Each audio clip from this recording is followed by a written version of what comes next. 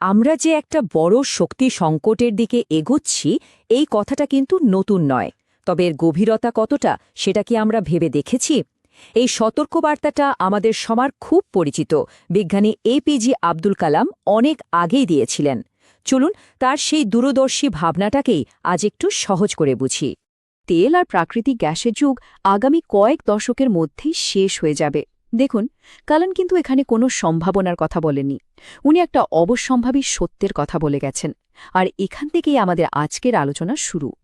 তো কালামের এই সতর্ক বার্তাটা শুধু একটা ভবিষ্যৎবাণী ছিল না, এর পেছনে ছিল গভীর বিশ্লেষণ। উনি আমাদের চোখে আঙুল দিয়ে দেখিয়েছেন যে শক্তি আমাদের সভ্যতাকে এতদিন ধরে চালিয়ে এনেছে, সেই জ্বালানিগুলোই কীভাবে আমাদের জন্য বিপদ ডেকে আনছে। চলুন একে এক করে দেখা যাক। আমাদের সভ্যতার একদম গোড়ার কথা ভাবুন। জ্বালানি বলতে ছিল কাঠ, কিন্তু কালাম খুব পরিষ্কার করে দিয়েছিলেন যে জ্বালানি দিয়ে আমাদের শুরু, সেটা দিয়ে ভবিষ্যৎ চলবে না। মানে এই অধ্যায়ের এখানেই শেষ। এরপর এলো কয়লা, মানে শিল্প বিপ্লবের মূল চালিকা শক্তি। কিন্তু কালাম দেখালেন যে এই শক্তিটা আসলে একটা পরিবেশগত টাইম বোমার মতো। কয়লা পুড়িয়ে আমরা কি করছি? প্রচুর পরিমাণে কার্বন বাতাসে ছেড়ে দিচ্ছি। আর এর ফল, পুরো পৃথিবী একটা ভয়াবহ উষ্ণায়নের দিকে এগিয়ে যাচ্ছে। আচ্ছা, পারমাণবিক শক্তির কথা ভাবা যাক।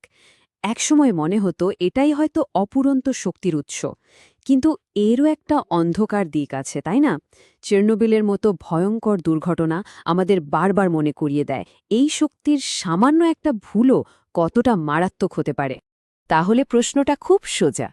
যদি কাঠ, কয়লা, তেল, গ্যাস, এমনকি পারমাণবিক শক্তিও দীর্ঘমেয়াদী সমাধান না হয়, তাহলে আমরা যাব কোথায়?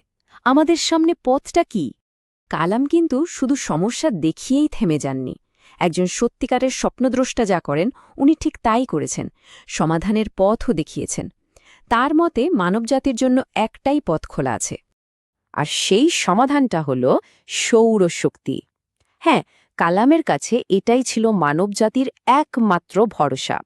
কারণ নবায়নযোগ্য অন্যান্য শক্তির চেয়ে এর এমন কিছু বিশেষ সুবিধা আছে যা একে ভবিষ্যতের জন্য একদম অপরিহার্য করে তুলেছে। কিন্তু এই সৌরশক্তির দিকে ঝুঁকে পড়াটা ঠিক কতটা জরুরি? চলুন এবার কিছু সংখ্যা দেখা যাক। এই সংখ্যাগুলো শুনলেই বুঝতে পারবেন আমরা আসলে কত বড় একটা শক্তির ক্ষুধার দিকে এগোচ্ছি। শুধু ইতিহাসটা একবার দেখুন। ১৯৩০ সাল, তখন সারা বিশ্ব বছরে ৩০০ কোটি ব্যারেল পেট্রোলিয়াম ব্যবহার করত। আর এখন সেই সংখ্যাটা এসে দাঁড়িয়েছে বছরে ৫,০০০ কোটি ব্যারেলে। ভাবা যায়? এই বৃদ্ধিটা শুধু বিশাল নয়, এটা প্রায় অবিশ্বাস্য।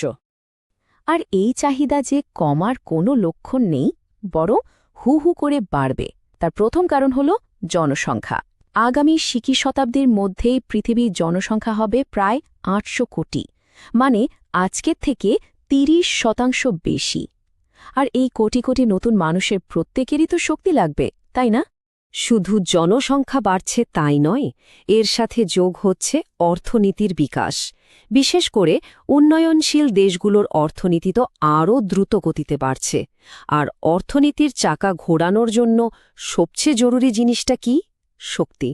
ফলে অর্থনৈতিক উন্নতির সাথে পাল্লা দিয়ে বাড়ছে শক্তির ক্ষুধাও। এই সব কিছু মিলিয়ে ফলটা কি দাঁড়াচ্ছে? ধারণা করা হচ্ছে ২০৩০ সালের মধ্যেই বিশ্বজুড়ে শক্তি চাহিদা বাড়বে প্রায় ৫০%, মানে আজকের তুলনায় আরও অর্ধেক বেশি শক্তি আমাদের প্রয়োজন হবে। চিন্তা করা যায়? এই ব্যাপারটা পেট্রোলিয়ামের হিসাবে দেখলে আরও পরিষ্কার বোঝা যায়। এখন আমাদের প্রতিদিন প্রায় ২২ কোটি ব্যারেল তেল লাগে। খুব শীঘ্রই এই চাহিদা বেড়ে গিয়ে দাঁড়াবে ৩৩ কোটি ব্যারেলে প্রতিদিন। এই বিপুল চাহিদা মেটানোর মতো ক্ষমতা কি আমাদের বর্তমান জ্বালানি ব্যবস্থার আছে? আর এখানেই হলো আসল সংকটটা।